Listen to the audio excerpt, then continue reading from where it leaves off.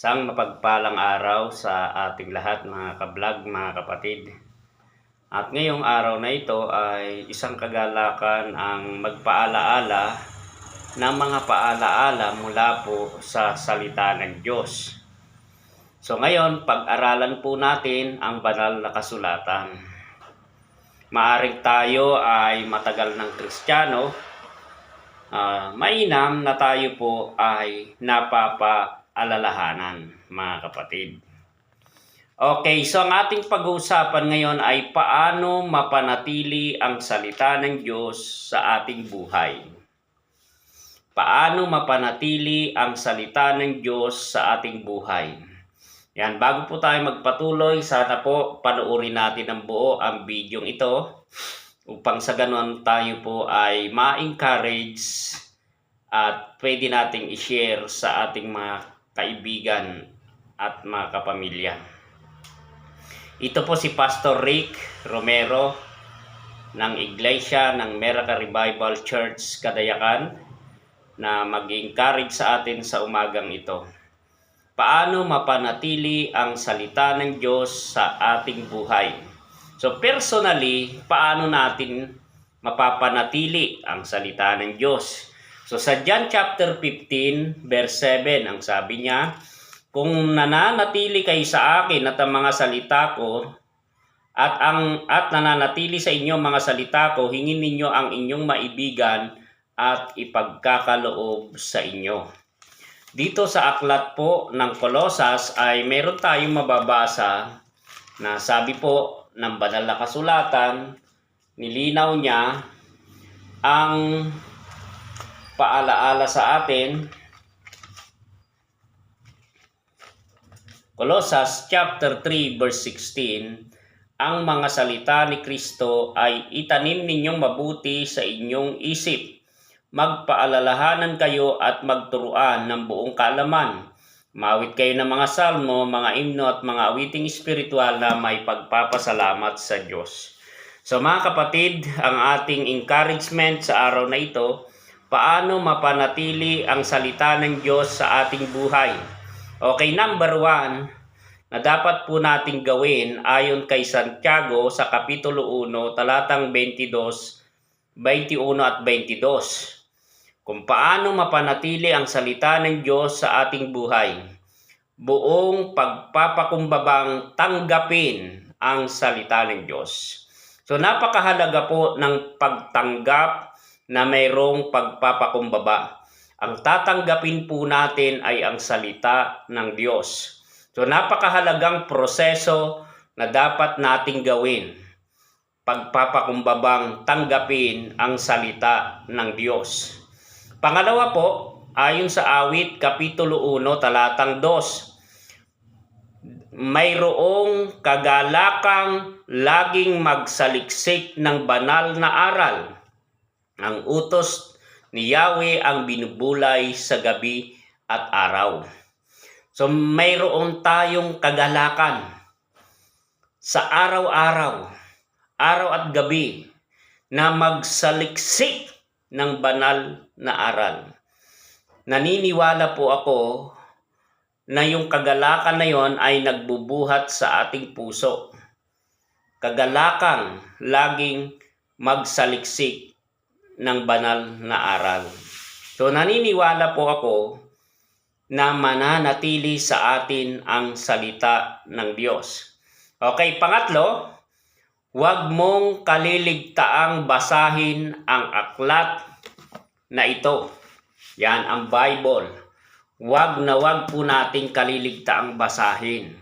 Ibig sabihin, in our daily living, magiging parte na siya ng ating buhay. Madali tayong makalimot. Madali tayong manlamig. Madali tayong manlupaypay. Ngunit kung nagbabasa tayo ng salita ng Diyos, nare-remind sa atin ang mga salita ng Diyos, ang kapangyarihan ng Diyos, ang mga pangako ng Diyos. Kaya huwag nating kaliligtaang basahin ang aklat na yon. So lagi po nating iisipin na ang salita ng Diyos may bunga sa ating pamumuhay.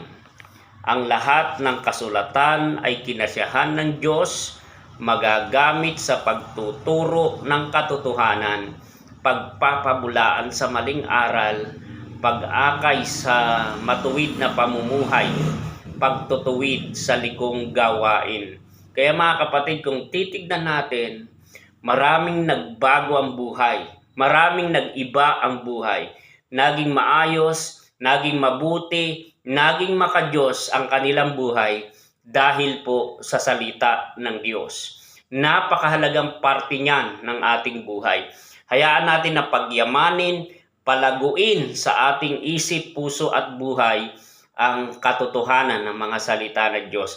Maraming nakalag ang mga tanikala, maraming napalayang buhay dahil po sa salita ng Diyos. Pang-apat, mga kapatid, ugaliing makinig ng salita ng Diyos. Ugaliing makinig ng salita ng Diyos, ng paghahayag ng salita ng Diyos, pangangaral, pagtuturo. Sabi po ng Lucas 11:28, higit na mapalad ang mga nakikinig ng salita ng Diyos at tumutupad nito. Roma 10:17, ang pananampalataya ay nanggagaling sa pakikinig ng salita ng Diyos. So mga kapatid, sa Efeso chapter 4 verse 11, ang fivefold ministry na kung saan nandun yung apostol, yung prophet, yung evangelist, yung pastors, yung teacher, makita natin na ang mga lingkod ng Diyos na ito ay inilagay sa iglesia.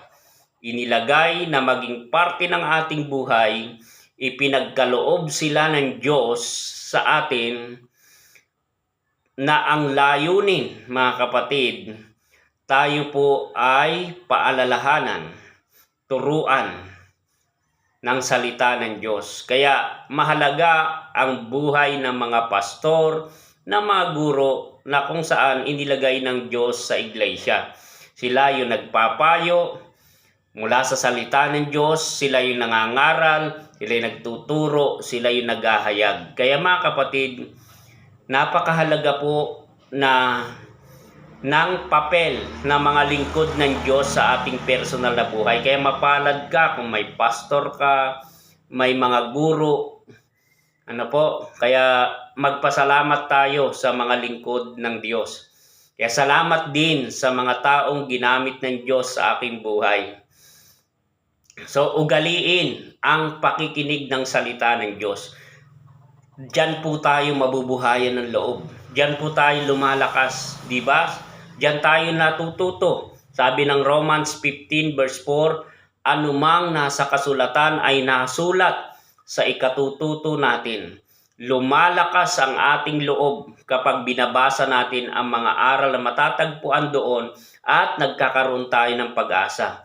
Kaya pag bumubulusok ang iyong pananampalataya, ang iyong buhay, mga kapatid, maganda po na ugaliin ang makinig ng salita ng Diyos. Kaya napakainam na kung ikaw ay sumusubaybay sa ministeryo ng mensahe ng buhay, makinig tayo. O kaya ay umattend ka ng mga pananambahan, ng mga Bible study.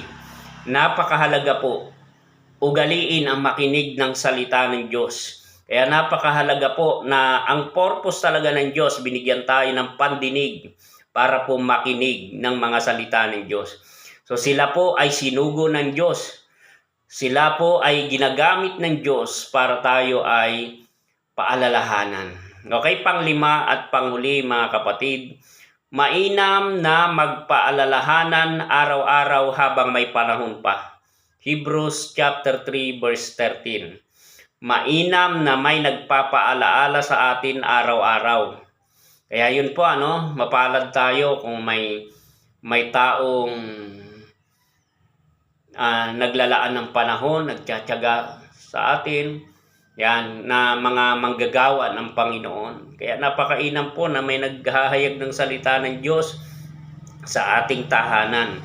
Kaya maganda na ibukas natin ang ating tahanan, kung kayo may mga bahay, at papasukin natin ang mga lingkod ng Diyos na ang dala ay ibanghelyo.